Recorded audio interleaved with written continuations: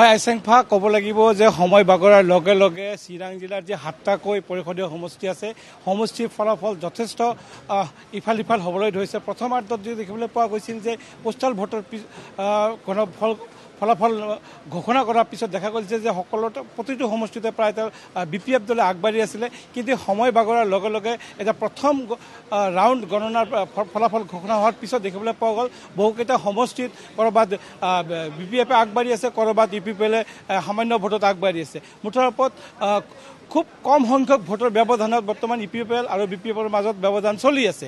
এই মুহূৰ্তত মই যদি ফলাফল এটা ক'বলৈ যাওঁ, ডাঙৰ এটা ঘোষণা বাতৰি মই দিবলৈ গৈ আছোঁ প্ৰতিদিন টাইমত দৰ্শকসকলক যে চন্দন ব্ৰহ্ম যিগৰাকী ব্যক্তিয়ে প্ৰায় 15টা বছৰ তেখেতে BPFৰ ৰাজনীতি কৰিলে, কিন্তু তেওঁৰ প্ৰথমটো ইনিংছ তেখেতক বদল কৰি তেখেতে দ্বিতীয়টো ইনিংছ আৰম্ভ কৰিছিল UPPL দলত যোগদান কৰাৰ জৰিয়তে। আৰু এইবাৰ UPPL দলৰ হৈ তেখেতে যি 2005 চনত যিগৰাকী ব্যক্তিয়ে প্ৰথমবাৰৰ কাৰণে BTC নিৰ্বাচনত অৱতীৰ্ণ হৈছিল যিগৰাকী চন্দন ব্ৰহ্ম, সেই সমষ্টিতে তেখেতে আকৌ UPPL দলৰ পৰা এইবাৰ অৱতীৰ্ণ হৈছিল। কিন্তু ইতিমধ্যে আমাৰ হাতত যিখিনি ফলাফল আহি পাইছে দ্বিতীয় ৰাউণ্ডত তেখেতে প্ৰায় 2000তকৈ অধিক ভোটত তাৰ নিকটতম প্ৰতিদ্বন্দ্বী BPFৰ পানীৰাম ব্ৰহ্মৰ পৰা তাৰ 2000 ভোটত তেওঁ ব্যৱধানত ইতিমধ্যে তেওঁ পিছুৱাই আছে প্ৰাক্তন মন্ত্ৰী চন্দন ব্ৰহ্ম।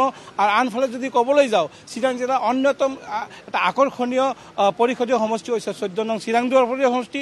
তাতো দেখিবলৈ পোৱা গৈছে যে ৰাতিপুৱাৰ ভাগৰে পৰা একালৰ যি দুই সতীৰ্থ হাগ্ৰামা মহিলাৰী আৰু খাম্পা বৰগাড়ীৰ মাজত তীব্ৰ প্ৰতিদ্বন্দ্বিতা চলি আছিলে। পোষ্টেল ভোটত খাম্পা বৰগাড়ীতকৈ হাগ্ৰামা মহিলাৰী আগুৱাই আছিলে আৰু প্ৰথম ৰাউণ্ডৰ ফলাফলতো দেখিবলৈ পোৱা গৈছে যে সামান্য ভোটৰ ব্যৱধানত হ'লেও খাম্পা বৰগাড়ীতকৈ হাগ্ৰামা মহিলা আগুৱাই আছিলে।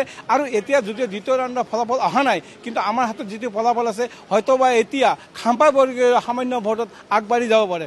তাৰ আটাইতকৈ ডাঙৰ এটা গুৰুত্বপূৰ্ণ এটা সমষ্টি হৈছে যে চিৰাং জিলাত BJPয়ে 4টাকৈ সমষ্টিত তেওঁলোকে প্ৰাৰ্থিত্ব প্ৰদান কৰিছিল, কিন্তু এতিয়ালৈকে কিন্তু কোনো এটা সমষ্টিত BJPয়ে তেওঁলোকৰ আশানুৰূপ কিন্তু কোনো ধৰণৰ ফলাফল দেখিবলৈ সক্ষম হোৱা নাই। কিন্তু তাতকৈ গুৰুত্বপূৰ্ণ সমষ্টি হৈছিল 19 নং থুৰিবাৰী সমষ্টি, যিটো সমষ্টিত প্ৰায় 19জনকৈ প্ৰাৰ্থী অৱতীৰ্ণ হৈছিলে।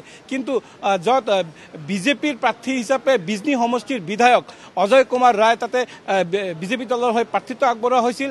কিন্তু ৰহস্যজনকভাৱে কিন্তু এতিয়াও তেওঁলোকৰ যি আনুষ্ঠানিক ফলাফল ঘোষণা কৰিব কৰা নাই। আমাৰ হাতত যি তথ্য আছে যে ৰাতিপুৱাৰ ভাগত যি পোষ্টেল ভোটৰ যি ফলাফল, এই পোষ্টেল ফলাফলত কিন্তু BPF দলৰ যিগৰাকী প্ৰাৰ্থী খলিলুৰ ৰহমান তেওঁ যথেষ্ট ভোটত আগুৱাই আছিলে। কিন্তু এতিয়ালৈকে কিন্তু প্ৰথম ৰাউণ্ডে হওক বা দ্বিতীয় ৰাউণ্ডৰ হওক বিজনীৰ কিন্তু ফলাফল এতিয়ালৈকে আমাৰ হাতত আহি পৰা নাই।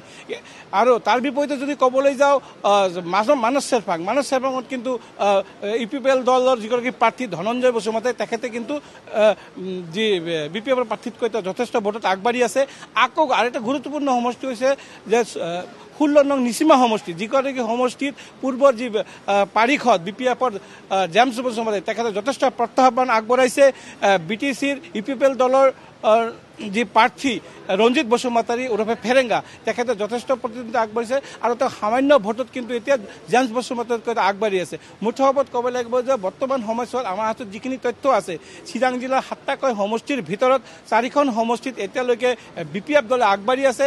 তাৰ বিপৰীতে সামান্য ভোট হ'লেও কিন্তু UPPL দলেও কিন্তু ইতিমধ্যে আগবাঢ়ি থকা পৰিলক্ষিত হৈছে। আইচেংফা।